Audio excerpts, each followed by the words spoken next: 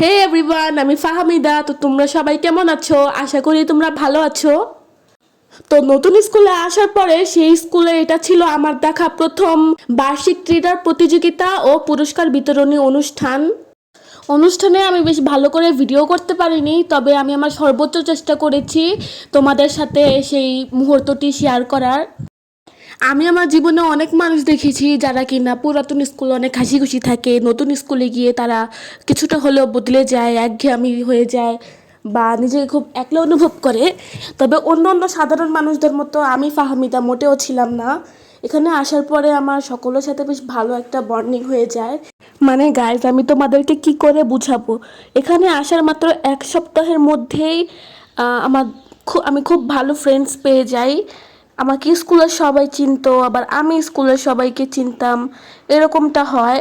তো যার মানে তোমরা বুঝতেই পারছো যে নতুন স্কুলে আসার পরে তোমাদের ফাহামিদা আপু বেশ ভালো বান্ধবী পেয়েছে। পুরোটা অনুষ্ঠান জুড়ে আমি আমার বান্ধবীদের সাথে ছিলাম, ওদের সাথে অনেক ছবি ভিডিও করেছিলাম। আর তো এখানে হচ্ছে গিয়ে নাচ হচ্ছিল, আমরা একসাথে নাচ দেখছিলাম, নাচ উপভোগ করছিলাম। গাইস, বিশ্বাস করবা না, নাচ দেখার সময়টা এতটাও সহজ ছিল না। সাত সমুদ্র 13 নদীর মতো একটা ভিড় ছিল। সেই ভিড়টাকে পার কইরা ধাক্কায় ধুক্কায় যা সবার সামনে যে আমি নাচটা দেখছি।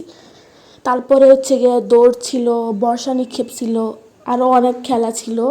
তো সবগুলোর সিন আমি নিতে পারিনি। তারপরে হচ্ছে গিয়ে আমি আখের রস খেয়েছিলাম। আর গাইস, যে বাটিগুলো এখন আমি তোমাদেরকে দেখালাম সেগুলোই ছিল খেলার বিজয়ীদের জন্য পুরস্কার। আর গাইস, আমার আর আমার ছোট বোনের স্কুল অনুষ্ঠান একই দিনে ছিল। তো আমার ছোট বোন খেলায় অংশগ্রহণ করে বিজয়ী হয়েছিল। তোমরা সকলে আমার এবং আমার ছোট বোনের জন্য দোয়া করো। সকলকে অসংখ্য ধন্যবাদ।